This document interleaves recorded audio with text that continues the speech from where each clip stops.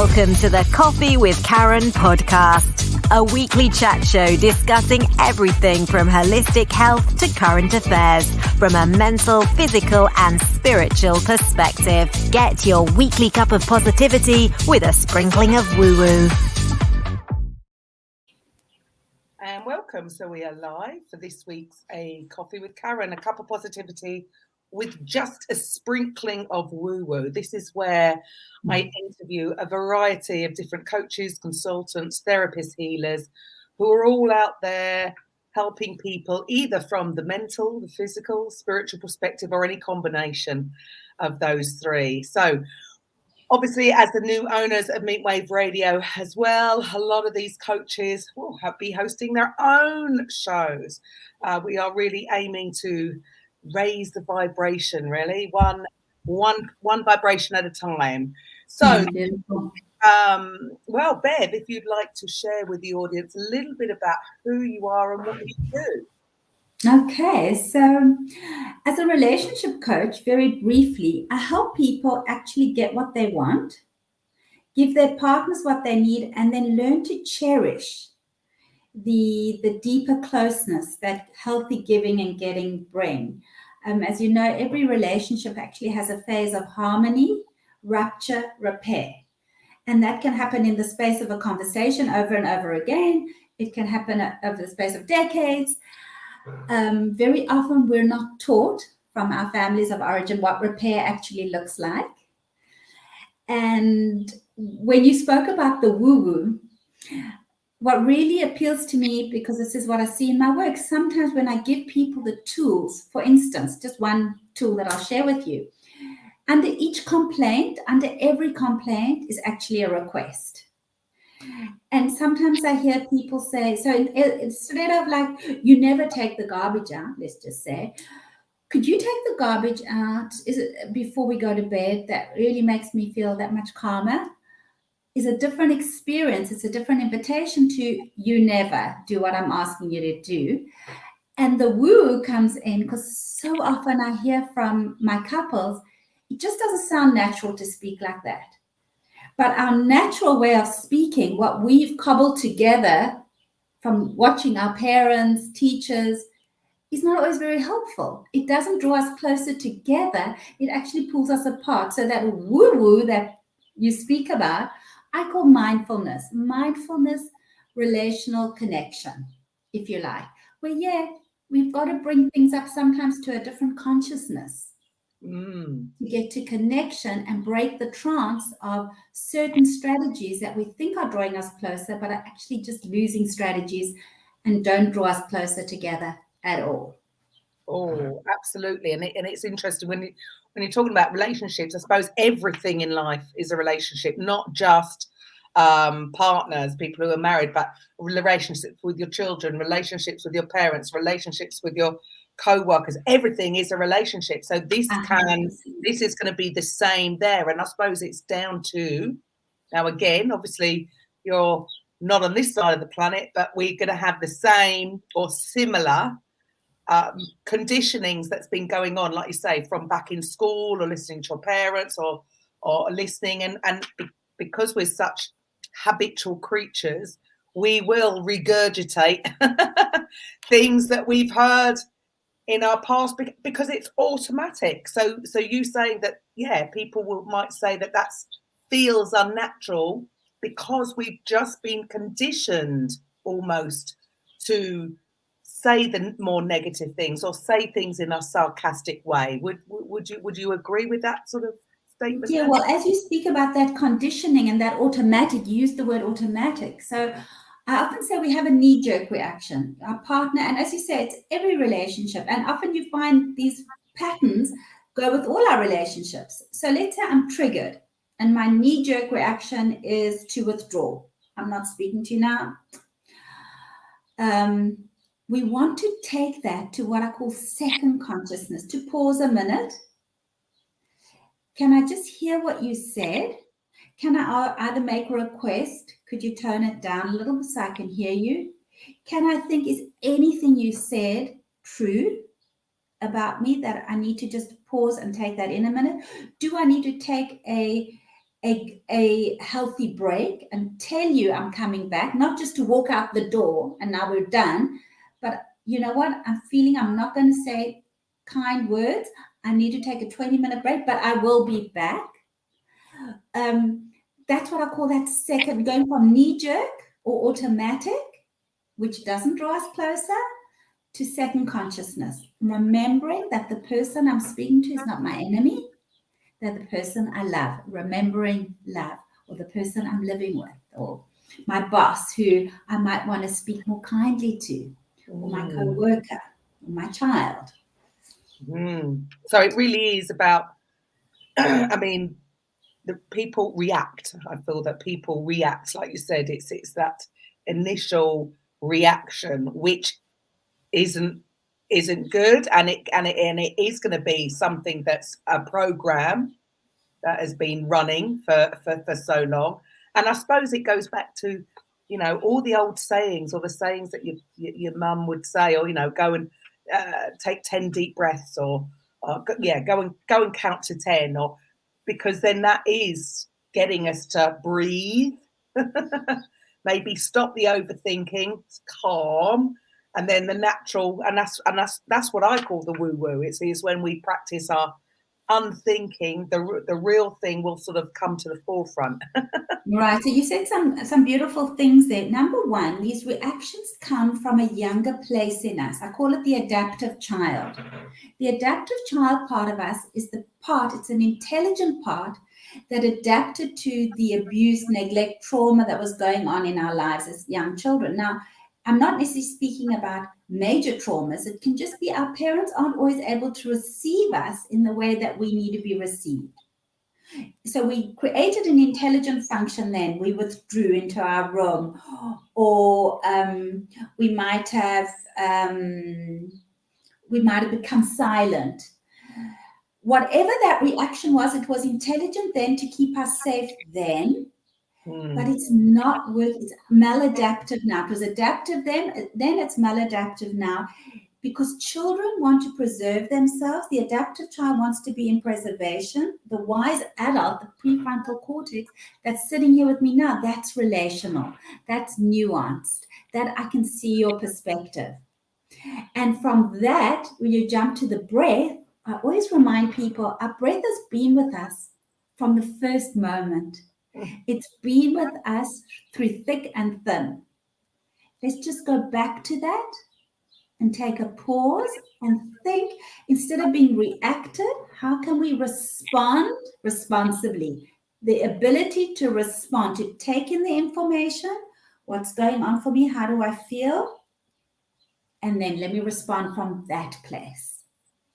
And why do you think this is not, I mean, you know, forget this regarding your partner, you know, these are life skills that should be taught in school. Do you not think? I mean, because how we respond, you know, when we are adults in the outside world, like you say, when a boss, it's probably not going to be very we respond as if we were children very often, and we get our adaptive child is rewarded. The adaptive child is very black and white. I'm right, you're wrong. Inflexible, harsh in body, as opposed to the adult is more nuanced. Tell me more, what's going on with you? Relational. And that's where we want to come back to. We want to come back to relational, where I can be connected and protected at the same time, which means, in essence, you can have a different opinion to me. But if I'm grounded, I can say, I hear you. How are we going to solve this issue, though? Because it's not about right and wrong. We're a team. I wish more adults in general, especially with what's gone on in the last 3 years, had that kind of attitude, because that seems to, I would say, so many people have obviously carried on the what do you call it, the adaptive child. We and it makes a mess of all of our relationships. But we get rewarded in our society, and we're conditioned to continue behaving from that place of protection. In other words, we see relationships as there's a scarcity, and there's you and me rather than an us. and a we.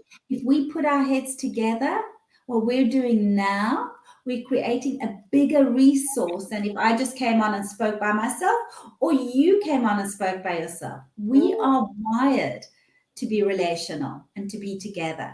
So you and I are giving a bigger gift to our audiences than either you or I can give by ourselves. Right. Oh, it just seems such a shame that this isn't taught, because, you know, everybody can be, it's my way or the highway, and that people falling out purely because they don't have the same opinion, and it just seems such a shame. So can you share with the audience, well, how did you come to doing this? What made you go and study it? What was the trigger for you to end up doing what you're doing right now? Okay, so I would imagine every coach or therapist that you ask will tell you, I've been doing this forever, right? I've always been the one that people come to and bring up challenges with.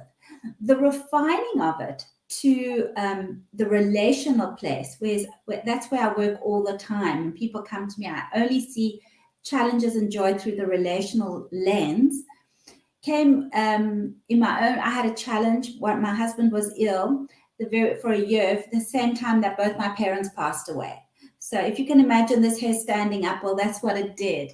And then we were very blessed to come across mentors who could guide us and guide me as to what was going on and how to manage the challenge of the relationship through that difficult period. And then I invited my husband on board. I decided to take the work further in my work, and I invited my husband on board to do some of the work with me, which he does. We're in a course together now, so that I am not the expert on relationships. I'm a fellow traveler. I walk my talk. When I get triggered, just like everybody else, from my partner, but we can come back quicker. In other words, instead of it being a 5-day fight, we can come back, we can call each other back within half an hour and spend a more pleasant evening together than spending the time like this in our own corners. And we can rather enjoy each other's company more and cherish that closeness. So it's not that we don't have the rupture, but we can also get to the repair. Right, because it's part of being human. It's almost like some people, whether their expectation or whether they think that they want to have these perfect relationships, or what they perceive to be a perfect relationship, would have none of it. That's not being human. That's not what anybody wants, I suppose. If we don't have the ups and the down, flatline. Yeah, it's not perfect, but that's so beautiful what you want. What you said now, you said something really profound. We all want gods and goddesses who are going to complete that conversation we haven't completed with our parents, our early caretakers. They're going to understand us. They're going to receive us. They're going to mind read us. And what happens? There's a collision of their flaws and our flaws, and it's like a hot dagger in our eye. And when we pause and look what this person has come to teach us about ourselves, that's where the deepening comes. This person is often the perfect partner. I'm not talking about if they're preconditions like violence or abuse or addictions or mental illnesses. I'm talking about without those, either those are dealt with, or if they don't exist preconditions, very often we've just received the perfect partner for us, or certainly the perfect partner at that time in our lives. There's some message for us to receive, or many messages. Yeah. Oh, I love that. I do feel that every relationship definitely comes with a lesson. I think we, and this is only my personal opinion, that we're almost expected to, the next relationship has got to be the one. And it ain't necessarily so. It may be that they have, they're there almost for a reason, to like you say, to teach us something. Or quite often it can be actually it's holding a mirror up. Do you see that? 100%. I see that because usually people will come into me with a complaint about the other. If the other would just shape up, my life would be so much better. And then we dive straight into that person who's come with the presenting challenge. That what's coming up for you here? What do you want? And also, can we define what it is that you want? It's easy what we don't want. But can we actually say what it is we do want? And how can we go after that? And how can we bring our partners in to the work that we're doing? For both of us, right? If you think about it as your relationship is your biosphere. It's where you live. It's like your house, right? You need it. You're dependent on it. You're not above it and you're not below it. So I can scream and shout here, and my partner will withdraw and punish here, because there's no win-win situation where I'm going to scream and shout and he's going to be accepting of that. You can think of it like we're both just throwing garbage into our living room, and then we're saying, this is what we're going to live in. We're living in this dirt, in this mess, really. Yeah. Nobody wants that. Nobody wants that, but it's again, I suppose it must be an unconscious an unconscious reaction that people are doing, and they don't realize what they're doing, why they're doing it. Well, it's part of our conditioning. Firstly, part of our conditioning is very patriarchal. And patriarchal is this: one person, you can see it in a collective spectrum as well. One group is above another group. Love demands democracy. We need to see each other eye to eye. My value is the same exact as your value. No better, no less. You might be a better podcaster. I might be a better swimmer. But our value is same as. Absolutely. And where do you think this comes from?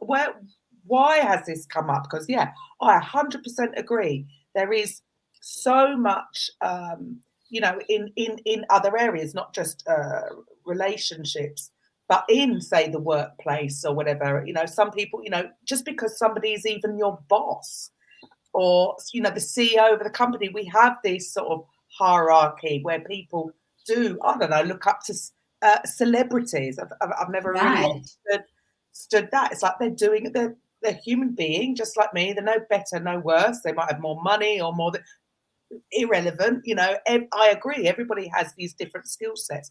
So it's obviously sort of been ingrained in us somehow through because of. Well, you see it right from birth, where we decide that we have feminine qualities or male qualities. We have a male child or a female child. That is already a separation. And then those qualities are developed differently. So boys very quickly learn the code when they go to kindergarten that you've got to separate from mom. Don't show your feelings. Men are very often defined as what they're not. Men are, you're a sissy. Don't be like a woman. Women are never defined as being anti-men. But men are, you're a strong man if you're not weak, if you're not vulnerable, if you're not emotional. Right. And part of that is also, we see, say, with the feminist movement. The feminist movement has allowed women to cross the line. Whatever men can do, we can do. The failure, or what they haven't necessarily looked at, is the relational empowerment. I'll do a full day of work, you'll do a full day of work. At the end, let's meet and see how we're going to manage this life together. And then, of course, we have cultural and collective patriarchy, black and white, as I said, male, female. We have all these things that there's so many of them, right? That come at a national level. Yeah, sure. That cause us to feel one is superior over the other, and then you cannot have a closeness. So Brené Brown always says it so beautifully. If you look different from me, and if I come close and I'm just curious, what's it like to be a young black gay man? That's not my experience. Tell me more. If I can be curious, we can come closer. I can say, wow, that's so out of my range.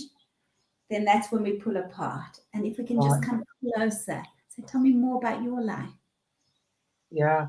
Oh, what a world we'd live in if everybody had that attitude. You've got a lot of work to do, Bev. Thank you. Oh, dear. But it is. I just find it is a lot of work, and it's wonderful though, because we find everybody's so rich, and so we're all here on this planet to create together. Yeah. Well, I suppose with your line of work, I can't imagine the things I can only imagine things improving. There's no, I can't imagine things going the other way, because it's almost like all some people need is that awareness, to be aware, because like I say, look, we're all doing the best we can with the information we've got at that time. And if we are operating on autopilot, it's not our fault if we are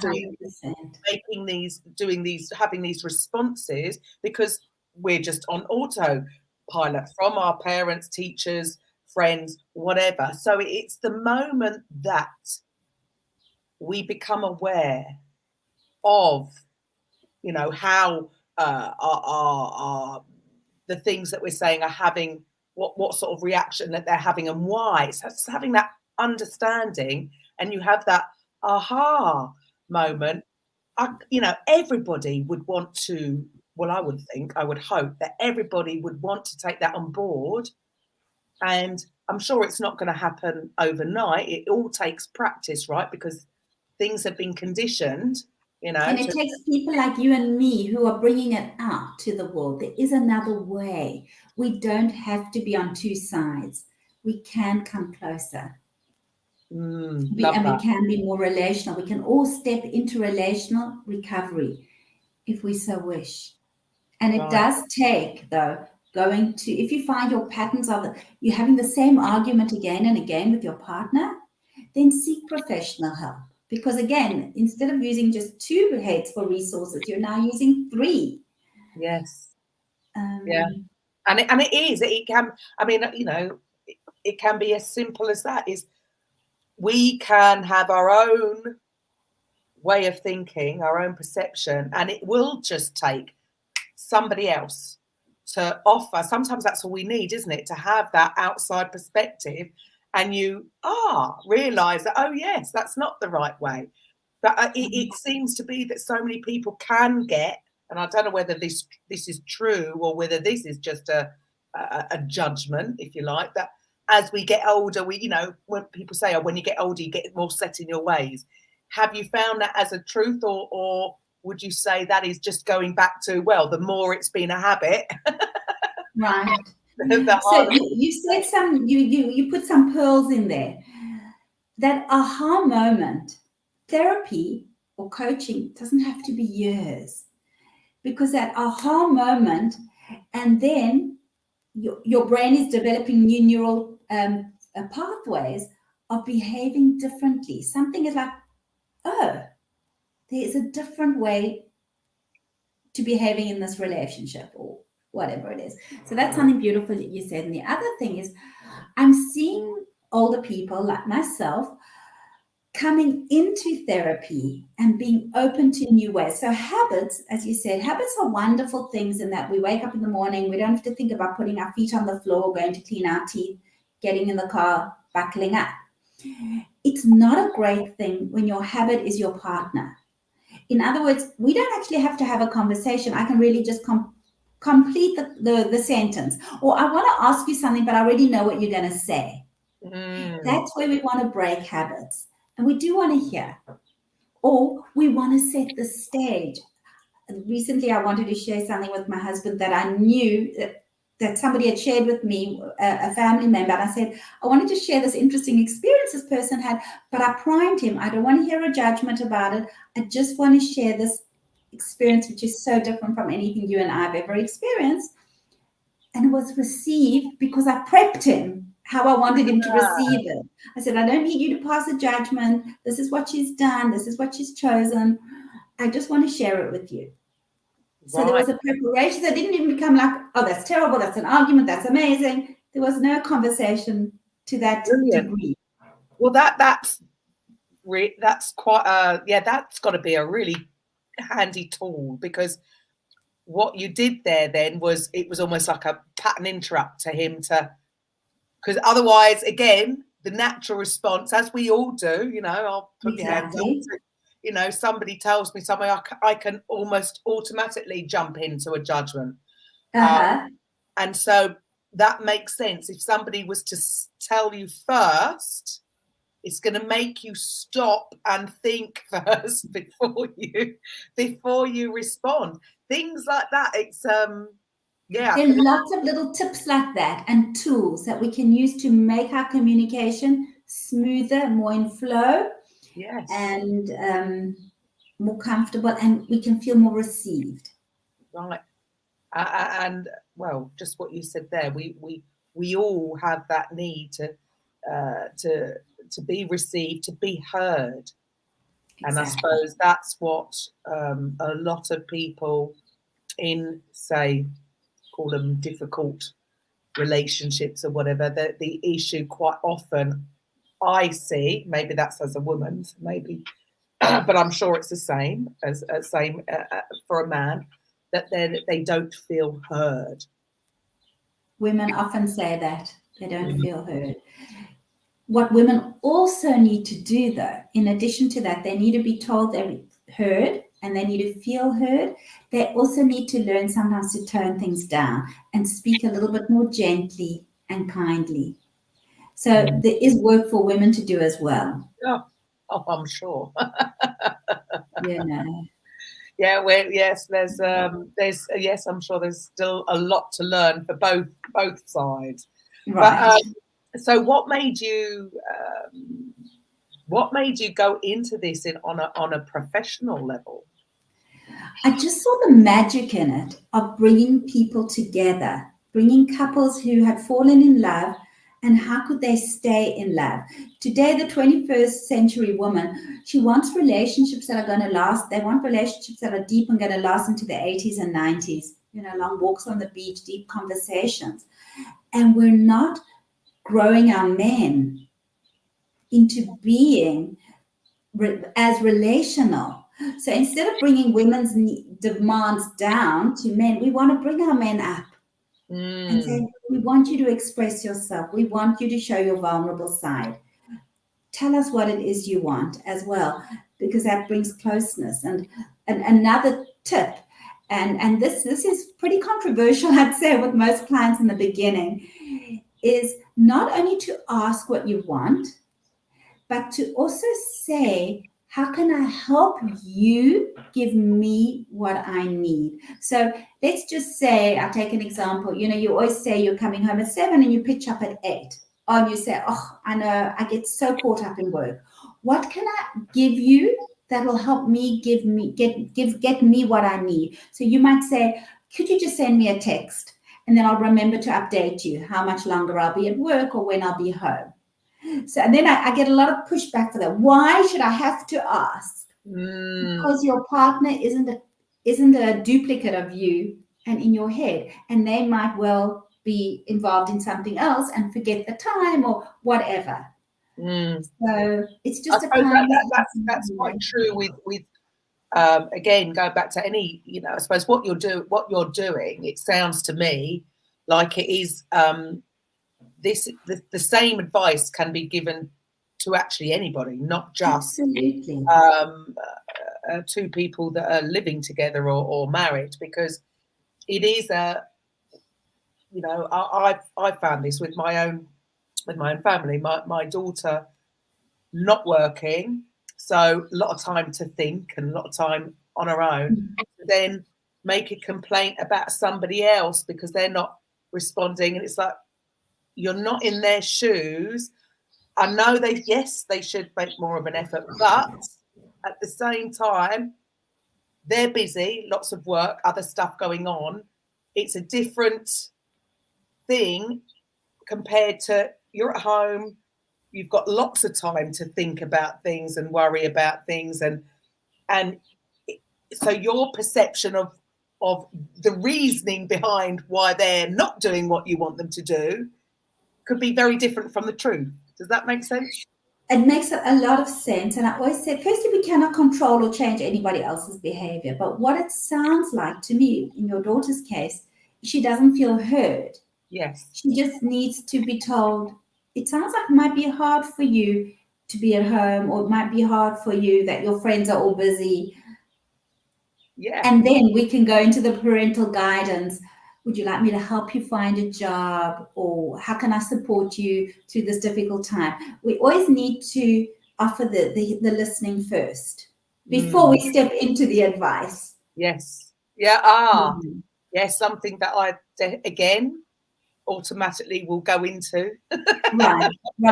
And we just want to first be received and heard. Yes. And what she's saying, she's not really talking about the other person. She's saying what's coming up for her. There's a pain in her for whatever reason. And what's the pain? Yes. What's coming up for her? She's afraid. She's lonely. Yeah, well, yeah, all of the above. And so it can be very difficult. And that person's having a different experience. Exactly. They're very busy, so don't have a lot of time. And it's not because they don't love her, it's just because. Right. And it doesn't really matter what's going on for that person. She's just using it as a mirror to reflect what's going on with her. But it's easier to look at the other. Yes. It's easier. Byron Katie puts it so beautiful. We have 3 businesses in the world. There's God's business, and because you're close to me in geography, I can tell you neither of us is saying, why is it daytime now? I wish it was night. I wish it was night. We accept God's business or a higher power's business. Yeah. Then there's your business and there's my business. And if I'm in your business, it's number one, so much easier for me. I know what you should do, what you might want to do. You can hear it when people say, you should, you could. Yes. I'm in your business. And that means no one's in my business. And this is where I need to be hanging out. You know, I'm accepting of God's business. I don't fight with him. It's a sunny day today. I don't say, why is it not raining? I get on with it. I accept it. Yeah. But it's not so easy to accept my business. So I'd rather jump into your business. And then I can say, oh, you should, you would, you must, all those kind of terms. Oh, very good way of explaining it. Yes, yes. Worry if everybody again. Things would be a lot easier if we all just stayed in our lane and worried about our own business. Right. So your daughter's friends should be calling her, yes. You know, yeah. She's jumped out of her business, left it behind. It's too painful for her for whatever reason. And it's easier to be there. Yes. And we want to just bring these people back. And we all do it. We absolutely. It's not or we're wrong and or we're bad. It's a natural response, and we always are looking outside of ourselves for reasoning or to blame or to whatever. Right. Whereas it's, you know, it's just so much more empowering, when we realize it isn't out there. Although it's a bit of a contradiction. Do you not find that it's almost like we want to blame outside? And I always say, well, yeah, if you can't change that, then you've just given your power away. So it's actually far better for us that it is how it is, because it's all down to us. It's all within us, which means we don't have to go and change that person. We have the power to do it. So it's more empowering. It's the best way. Absolutely. Your daughter, for instance, when you talk about that, if we go back to that example, she could pick up the phone to her girlfriend and say, I miss you. Because that's what she's really saying. I miss you. Can we set a coffee date? Yes. Then she's empowering herself to ask for what she wants. She's not being bitter about it, that she's got she's asking and she's not complaining for what she really wants. And that's a beautiful invitation. Hey, I miss you. I know you're working hard, but can you, next week, 2 weeks' time, can we set a time in our calendar we're going to have a half-hour coffee or an hour's coffee? Right. Brilliant advice. I will send this recording to her. With pleasure. Because we all do this. We all do this to a degree. And it's funny, like you said right at the beginning, when you said you're not the expert. It's like I feel that this whole understanding of this new, is it a new way? It's the original way, but we've been conditioned out of it. But it is an ongoing journey. I mean, I haven't got it. I haven't got it all worked out. But as you said, with you and your partner, even you'll still have certain reactions or arguments. It just means you don't stay there as long, which means you can come back exactly a lot quicker rather than staying. There's so many people. And have you noticed with regards to relationships, because of people's mental health, maybe it's been triggered a lot more in the last 3 years with whatever's been going on globally? And have you found that there's been a change because of that? People are struggling a little bit more because they're not bouncing back. Right. And so many people are having certain experiences and they don't have the ability, or they're not aware of the ability to bounce back as quickly. Have you noticed that? Right. I just wanted to point out, sorry, that my email address, my website is bev.co.il without com. Oh, I'm so sorry. No problem. It's .co.il. Let me remove that. Thank you. There we go. I shall change that over now. Right. Yes. So So can you repeat that? Yes, sure. So what we noticed in COVID, it's bev.co.il. IL, yeah, that is it. Yeah. I'll tell you. There we go. Brilliant. No, not coil. co.il. co.il. I'll get there. Okay. Oh, I've not. There we go. That is a website address I have never seen before. That's a first. Great for me. Outside of the UK. Yeah. So what we noticed in COVID, that how we behaved in the world became exacerbated and exaggerated. So if you were already untrusting, you notice that more. So let's say people who were anti-vax, some of them they suddenly became more aggressive and untrusting. But if you looked at the individuals you were having the conversation with, you might have noticed that pattern all along in their lives. They're people who say, people are always out to get me. Before COVID, people were always out to get me. That was my experience, that things became exaggerated. Out of COVID. And anytime we take an objective truth, for instance, are you getting vaccinated? Am I getting vaccinated? That's an objective truth. That's only good. Objective truth is good for, we said we're meeting at 11 o'clock my time, we got on the call at 11. The train leaves at 5, the train leaves at 5. That's objective truth. The answer to who's right and who's wrong in a relationship is actually who cares. Yeah. The question is, how are we going to manage this? You and I are in a partnership. You want to get vaccinated. I don't. How are we going to manage this? It's not that you know the right way and I know the right way. We are experiencing a challenge, and tomorrow it might be a different challenge. You want to send the kids to a Catholic school. I want to send them to Montessori. The topic will be changed. Yeah. And the thing to remember in every relationship is that there's always a place of mourning and grief.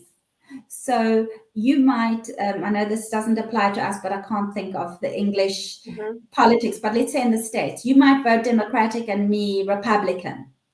And we go out with a couple and they both vote Democrats. It's like a dagger in our heart. How beautiful. They're on the same page. They're not on the same page about everything. They also have something that they're mourning. So you and I might not be able to agree with our political stances. That's okay. We can agree not to speak about it. We can agree to be curious. Tell me, why do you vote Democrat and I vote Republican? Without it being an argument or a decisive, something that's going to pull us apart. Yes. And there you go, going back to that thing that we're all allowed to have our personal opinions, and they can be different. And guess what? It's still okay. We can be connected. We can still be connected. My husband and I are not identical in our religious beliefs. That's okay. Yes. We can converse and discuss that. Right. I might be more outgoing than he is. That's okay. So it might look to me like, well, we go out with a couple and the guys chat, and he's such fun and my husband's quieter. Is it what I'm mourning? Is what I'm getting enough in the relationship to mourn what I'm not getting? For me, the answer is yes. I get more than having a bubbly husband outside. Yes. I get more from what he does give. Does that make sense? Yeah, absolutely. Again, it's that trying to again. What fascinates me is how we've got to this space. And why do we even need, really, people like yourself, people like myself, to try to change the way people think? How have we got here? Because, yes, it does seem like we are not, I shouldn't say the word fighting because that's resistance, but it is feel like we're trying to practice these new skills or new tools to change, because what has come from childhood is we've been taught the wrong way. We somehow. Well, you said it so beautifully. What you're saying is we've been taught to live as individuals rather than as communities together. How can I support you? You couldn't do this podcast without me. I couldn't give my message without this podcast. That's the beauty of together. We're wired to live together. We're not wired to live in our own caves. We created, right, in our mother's wombs. We're together from day one. And you see with little children, babies, they calm down when they're held. We all calm down when we're held, when we hugged. We use each other as resonant bodies to regulate and co-regulate. You see somebody in solitary confinement, that is one of the worst tortures. Yes. Yeah. Right. And yet still people are almost trying to separate. Again, it's this unknowing. Because we've been brought up with, you need to stand on your own 2 feet, be independent. You don't need anyone. But the truth is we never create anything in this world by ourselves. No. Never, ever. You can't send a man to the moon without having scientists behind him. You can't create a corona vaccine if you don't have people working. It's never a solo show. Never, Absolutely. ever. But it's made out to be. Exactly. And it's made out that you're strong when you don't need anyone else. Yeah. People rather than how beautiful. If you want to employ someone, the person who's curious, who says to you, I'm not sure how to do this, that's the person you want, because they're open to finding out. I'm having a challenge with this co-worker. That person is not trying to hide it, but saying, can you help me? Can you lend me part of your resources so I can see how to manage this in my life? That's the strong person. Yeah, asking for help. And yes, it is. It's again, it's I don't know whether it was seen as a sign of weakness to have to ask for help, and that's a very male. Back to patriarchy. Yeah. Absolutely. And not just now. I would say definitely in my younger self would be very I if I ask for help, then I'm a failure for some reason. Don't know where that came from, but yes, it's just so interesting that everything seems to be opposite to was how I learned things. But it's and oh my goodness, so much easier, isn't it? So much more pleasant. I do feel that the sense of community is definitely coming back. Maybe we were forced into it because of the forced separateness. Oh, I can't even say it. The word separateness from lockdown has maybe made people think and realize that actually, this is really bad. And now what I see whether that's just law of attraction at work, and that's what we're doing is the more of what we're seeing is more people are looking at creating more communities, which is what we need. And we co-create so much more powerfully together. You know, which makes sense. I mean, this is why I suppose, you know, you look at people in the Amazon, for instance, these tribes in the Amazon where they've had no mixing with the outside world. So everything is taught from the grandparents, passed down, just that one way. I've always said that, you know, the reason why the West have progressed so quickly was because they were taken over so many times, you know. You know, England, they were taken over the Romans, the Anglo-Saxons. So new ways of doing things were introduced, and that's how you grow then together, rather than just passed down by, you know, grandparent to child, parent to child, all the way. That's just one way. So having somebody else's way of doing things being brought in, this is how we've grown so much quicker, is actually the dysfunction, as Terry Real says, goes from one generation to another, like a fire in the woods, until one person in a generation turns and faces the flames and helps the people who've come before heal and spares those who are coming. But dysfunction does go down grandparent to parent to child until someone says, hang on, I'm hurting.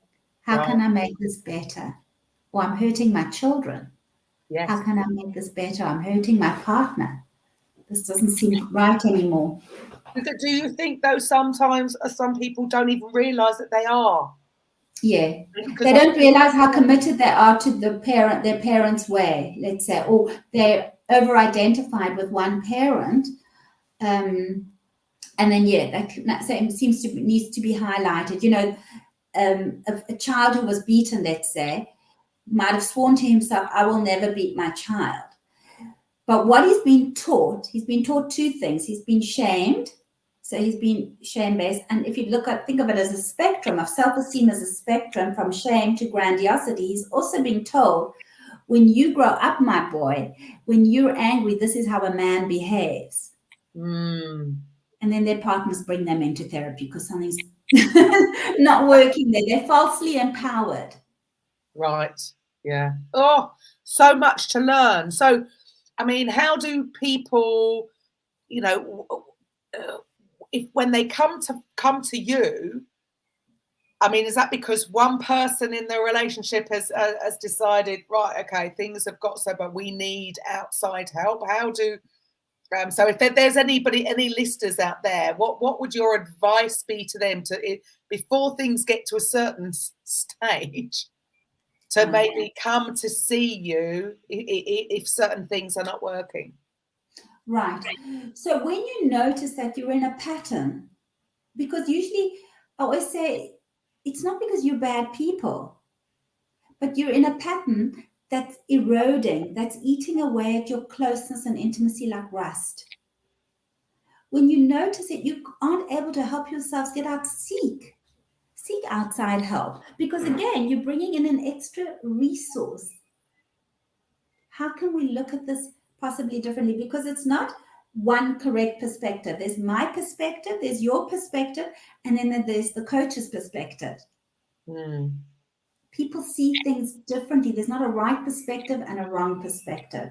But you can't get yourselves out of it because so much might need to change tone of voice, request. You know, people say, but I've asked him for years. But usually it's been a complaint for years. And he just hears, no, he doesn't even hear the words anymore, right?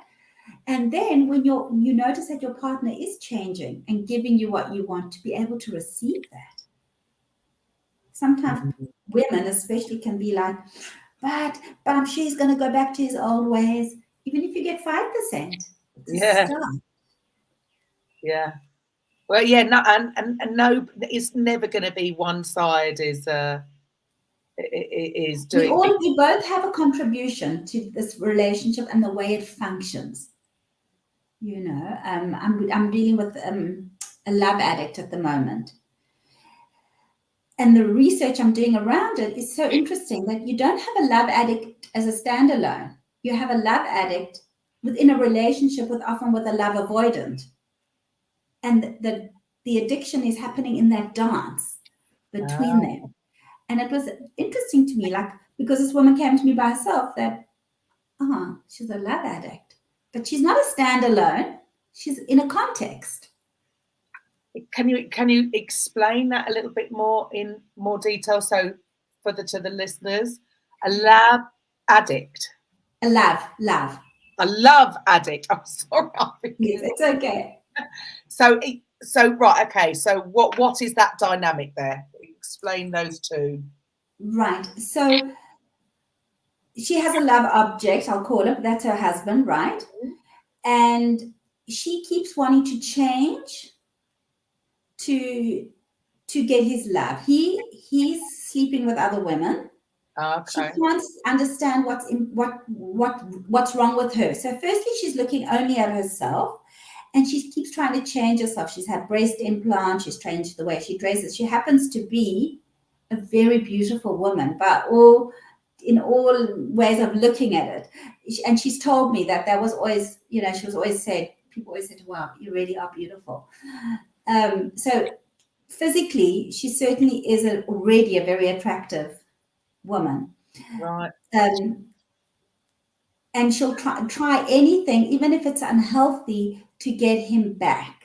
And there's constantly, I don't know why I can't. So the more she tries, the more he withdraws and goes to other women. The more he withdraws from her, the more she becomes frantic and an angry pursuer.